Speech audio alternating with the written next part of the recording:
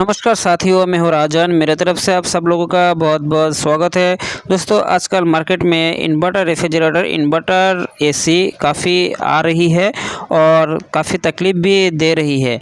तो किसी वजह से अगर एक इन्वर्टर रेफ्रिजरेटर कूलिंग करना बंद कर दे, कंप्रेसर नहीं चल रही है या फिर पीसीबी लाइन दे नहीं रहा है, तो कैसे आप उसे आसानी से चेक कर पाओगे इन्वर्टर पीसीबी ख़राब है या फिर कंप्रेसर ख़राब है। ये दोनों चेक करने में काफ़ी लोगों की ये दिक्कत होती है।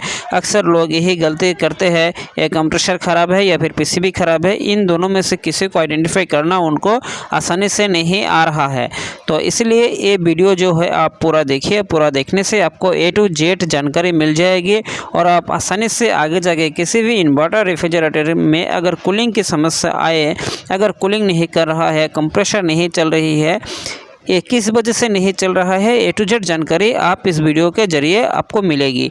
तो दोस्तों देखिए, मेरे हाथ में एक पीसीबी है जो इन्वर्टर पीसीबी या फिर ड्राइव आप बोल सकते हैं, फ्रीक्वेंसी ड्राइव, और एक कंप्रेसर है मेरे पास।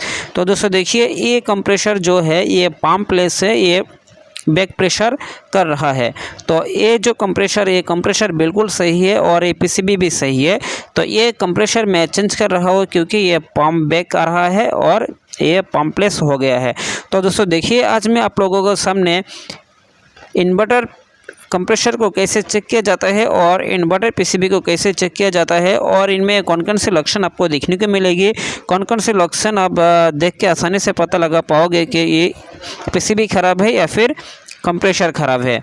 तो दोस्तों, वीडियो शुरू करने से पहले आप लोगों के पास मेरा एक रिक्वेस्ट है, जिन लोगों ने अब तक मेरे चैनल को सब्सक्राइब नहीं किया है वो तुरंत नीचे दिए गए सब्सक्राइब बटन को प्रेस करके साथ में दिए गए घंटों को जरूर ऑल कर दे, ताकि जब भी मैं कोई वीडियो अपलोड करूँ उसकी नोटिफिकेशन आपके पास पहुँच जाया करे।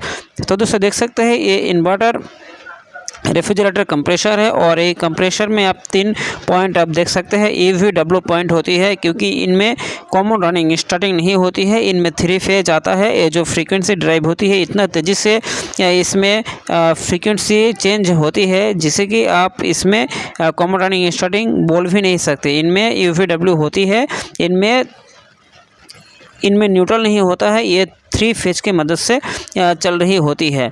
तो दोस्तों देख सकते हैं, और ये जो मेन जैक होती है, इनमें आपको का चेक करनी है। तो दोस्तों देखिए, ये जो रेड और ब्लू वायर है, इनमें 220 वोल्ट आएगी मेन पीसीबी के ज़रिए, और साथ में आप देख सकते हैं 2 इसमें लाल वायर है, ये प्लस माइनस होती है क्योंकि PWM माइनस PWM प्लस जो पीसीबी में है, मेन पीसीबी में, वो होती है इसका फीडबैक। तो दोस्तों देखिए, इनमें आपको 1.5 वोल्ट से लेकर 2.5 वोल्ट के करीब आपको देखने को मिलेगी। तो इनमें 1.5 वोल्ट से लेकर 2.5 वोल्ट अगर मेन पीसीबी प्रोवाइड करा रहा है, प्रोवाइड आ रहा है इसमें, तो ये मेन पीसीबी ये बिल्कुल सही है। मेन पीसीबी फीडबैक के लिए जो 1.5 वोल्ट से लेकर 2.5 वोल्ट ये फ्रीक्वेंसी दे रही है।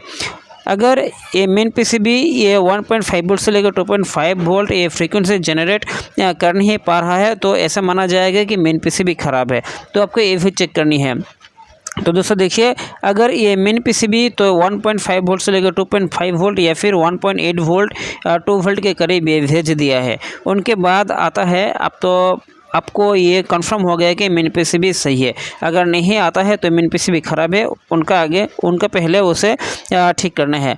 उसके बाद आपको ये ड्राइव को चेक करनी है। तो अगर आपको मिल गया है कि 1.5 वोल्ट से लेकर 2.85 वोल्ट आ रहा है, तो इसका मतलब है मेन पीसीबी ये बिल्कुल सही है। उसके बाद आपको इस जगह ऑफ कंडीशन में चेक करनी है। जब आप पीसीबी नहीं चला रहे हैं, फ्रिज को नहीं चला रहे हैं, उस समय आपको ये जो EVW होती है, बंद स्थिति में, ऑफ स्थिति में आपको ये मीटर से आपको ओम्स चेक करनी है। मीटर से आपको इस पीसीबी को शॉर्ट को चेक करनी है।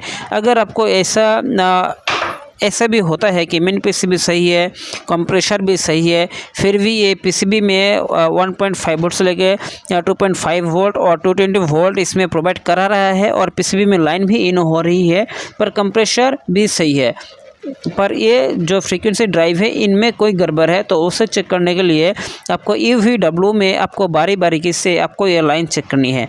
अगर आपके मीटर में किसी भी तरह की ओम्स इसमें देखने को मिल रही है, किसी भी तरह की इसमें पॉइंट आपको नोटिस हो रही है, तो ये फ्रीक्वेंसी ड्राइवर है बिल्कुल ये ख़राब माना जाएगा। तो देखिए अभी ये जो फ्रीक्वेंसी ड्राइव है EVW मैंने चेक किया है, इनमें किसी भी तरह की कंटिन्यूटी देखने को नहीं मिला है और ये बिल्कुल 0 था।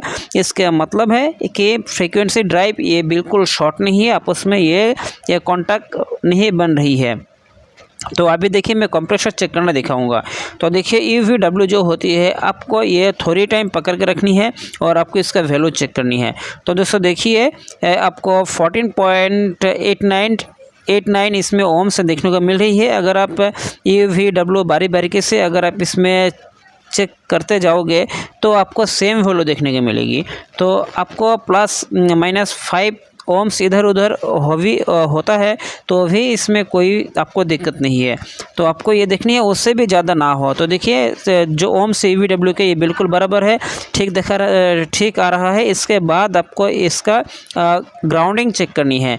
तो देखिए किसी भी आप टर्मिनल को रख के आपके जो कंप्रेसर की बॉडी है उससे अगर टच करते हैं, अगर इसमें कंटिन्यूटी बन रही है तो ये कंप्रेसर बॉडी शॉर्ट हो गया है, इसे माना जाएगा, पर ये बिल्कुल सही है। तो दोस्तों अभी मैं आप लोगों के सामने जो PCB है, इस PCB को रनिंग कंडीशन में फ्रिज जब चल रही होती है तो आपको कैसे चेक करनी है ये भी मैं अभी आप लोगों के सामने दिखाऊंगा। तो देखिए अभी जो ये मेन लाइन है, ये मेन लाइन को मैंने चालू कर दिया है। चालू करने के बाद आपको ये जो फ्रीक्वेंसी ड्राइवर है इसे चेक करनी है। तो इसे चेक करने के लिए आपके पास जो टर्मिनल है, जो मेन फ्रीक्वेंसी जनरेट होती है, जो पावर की लाइन आता है आपके फ्रीक्वेंसी ड्राइव के लिए, सबसे पहले आपको रेड और जो ब्लू लाइन होती है उसमें 220 वोल्ट चेक करनी है, जिससे पहले मैंने बताया था। तो दोस्तों देखिए जो मेरा मीटर है, मीटर में आपको 220 वोल्ट आ रही है, इसमें 226 वोल्ट दिखा रही है। इसका मतलब है जो मेन PCB है, मेन PCB के द्वारा इन्वर्टर PCB के ये जो पावर वोल्ट है, पावर वोल्ट इसमें आ रहा है। उसके बाद आपको फ्रीक्वेंसी चेक करनी है, आपको फीडबैक चेक करनी है। तो फीडबैक चेक करने के लिए आपको PWM प्लस PWM माइनस जो फीडबैक जनरेट कर रहा है आपको प्लस माइनस में चेक करनी है। दोस्तों देखिए अभी ये बिल्कुल 0 है, क्योंकि मेन PCB जो है फ्रीक्वेंसी जनरेट अभी तक नहीं किया है, फीडबैक नहीं आया है, इसलिए मीटर में 0 दिखा रहा है। इसमें देखिए थोड़े टाइम के बाद ही इसमें वोल्ट दिखाना शुरू कर देगा। तो देखिए थोड़ा वेट करना है। देखिए अभी आ गए हैं 1.7 वोल्ट इसमें आ रहा है, तो इसमें DC वोल्ट आ रही है। तो आप 220 वोल्ट आप इसमें चेक करोगे और जो फ्रीक्वेंसी जनरेट होती है उसको आपको DC वोल्ट में चेक करना है। तो मैंने DC वोल्ट में चेक किया तो 1.8 वोल्ट के करीब आ रहा है। उसके बाद आपको जो देखिए EVW के 3 टर्मिनल होती है उसमें आपको DC वोल्ट चेक करनी है। DC वोल्ट में अगर आप देखोगे कि ये जो वोल्ट है, वोल्ट ये अनस्टेबल होती है, स्टेबल नहीं होती है। अगर वोल्ट स्टेबल होता है तो आपको PCB जो है फ्रीक्वेंसी ड्राइवर है ख़राब माना जाएगा। पर अब देखिए ये जो फ्रीक्वेंसी है, फ्रीक्वेंसी इतना तेज़ी से ये कंप्लीट होता जा रहा है साइकिल, इस वजह से आपको मीटर थोड़ा इसे पकड़ने में थोड़ा दिक्कत आ रहा है। तो आपको ये बारीकी से एक एक करके चेक करनी है, तो आपको ये फ्रीक्वेंसी आपको अनस्टेबल मिलेगी। तो इस तरीके के अगर आपको सिम्टम देखने को मिल रही है तो आपके PCB बिल्कुल सही है, कंप्रेसर बेस सही है। अगर आपको देखिए इस स्थिति में अगर रनिंग कंडीशन में आपको लाइट ब्लिंकिंग कर रही है तो जैसे देखिए, क्योंकि ये जो कंप्रेसर है, कंप्रेसर अभी PCB के साथ नहीं है, इसे अलग करके चेक किया जा रहा है। इसी वजह से आप LED देखिए, आपकी LED ब्लिंक कर रही है, ये 9 टाइम LED ब्लिंक कर रहा है। इसका मतलब है जो कंप्रेसर है, कंप्रेसर PCB के साथ नहीं है, डिस्कनेक्ट है। तो वीडियो कैसा लगा आप दोस्तों से शेयर करें।